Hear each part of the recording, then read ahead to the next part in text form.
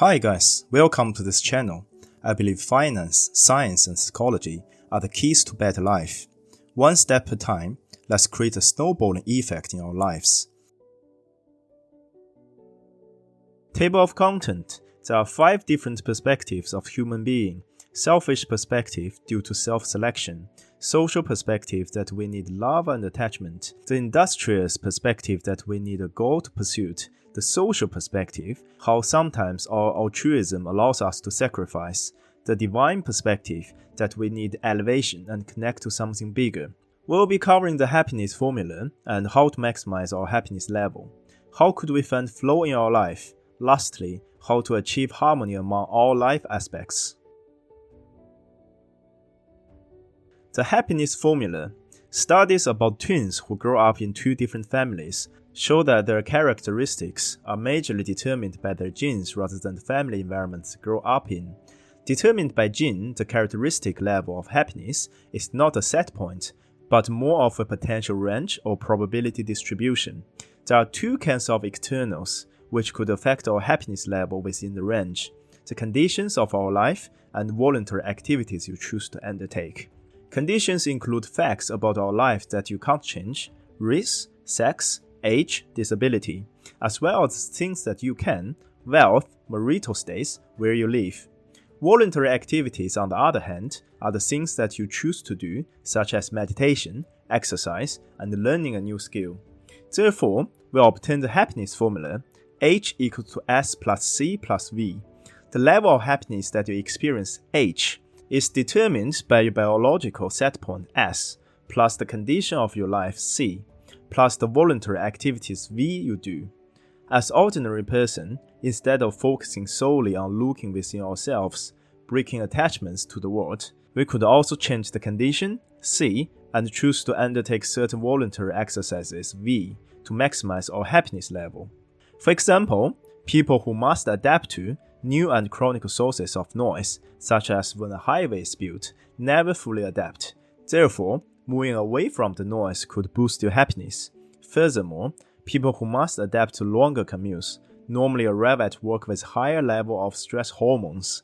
Therefore, living closer to the office could be another option. Regarding voluntary activities, people who report the greatest interest in attaining money, fame, or beauty are consistently found to be less happy, while people who focus on activities which extend their self-abilities and benefit others are happier. Seeking for the flow. An experiment called the sampling method is used to find out which activity gives people pleasure. During the experiment, people carry with them a pager that beeps several times a day. At each beep, the subject pulls out a small notebook and recalls what he is doing at the moment and how much he is enjoying it. It is repeated on thousands of people of thousands of times. It is found that there are 2 different kinds of enjoyment. One is physical or bodily pleasure, and the other is more of a mental state. At mealtimes, people report the highest levels of happiness. People really enjoy eating, especially with company. They hate to be interrupted by telephone calls. However, you can't enjoy physical pleasures all day long. Imagine yourself eating all day long, you probably will beg to stop. Another kind of enjoyment is the state of total immersion in a task that is challenging, yet closely matched to one's ability. It is what people sometimes call being in the zone. Csikszentmihalyi called it flow, because it often feels like effortless movement. Flow happens and you go with it. It is mostly found in physical movements, skiing, driving fast on a curvy country road. Flow is aided by music or by the action of other people, and you get immediate feedback about how you are doing at each step. In the flow experience, body and mind are in perfect harmony. Maybe this is when we break the boundary of ourselves and we don't feel our own existence. The body, the subconscious, is doing most of the work. Pleasure are delights that have clear sensory and strong emotional components, which could be derived from food, sex, and cool breezes. Gratifications are activities that engage you fully, draw on your strengths, and allow you to lose self-consciousness. To increase the happiness you obtain from voluntary activities, it is largely a matter of arranging your day and your environment to increase both pleasure and gratifications. Pleasures must be spaced to maintain their potency. Because the body tends to overindulge, the mind needs to encourage it to get up and move on to another activity. Pleasure feels good at the moment, but sensation memories fade quickly, and the person is no wiser or stronger afterwards. However, gratifications are different.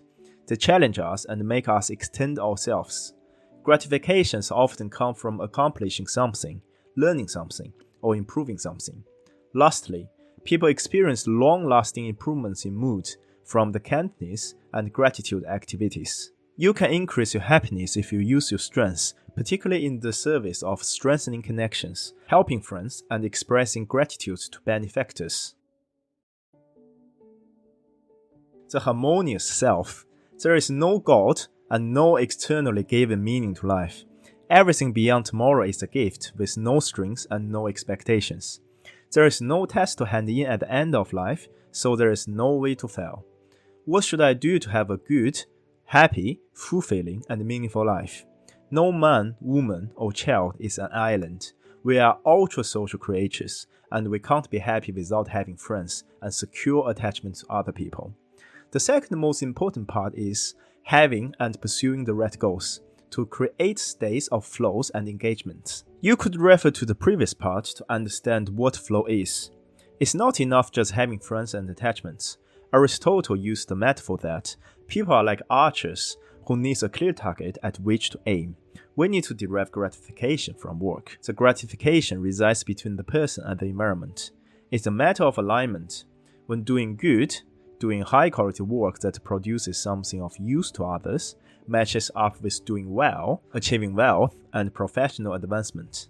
We were shaped by individual selection to be selfish creatures who struggle for resources, pleasure, and prestige, and we were shaped by group selections to be hive creatures who long to lose ourselves in something larger. We are social creatures who need love and attachment, and we are industrious creatures with the need to enter the state of vital engagements with our work. Happiness is not something that you can find, acquire, or achieve directly. You must get the condition right and then wait. People gain a sense of meaning when their lives cohere across the three levels of their existence: physical, psychological, and social-cultural. Religions do such a good job of creating coherence, in fact, that some scholars believe they were designed for that purpose. It is worth striving to get the right relationships between yourself and the others, between yourself and your work, and between yourself and something larger than yourself.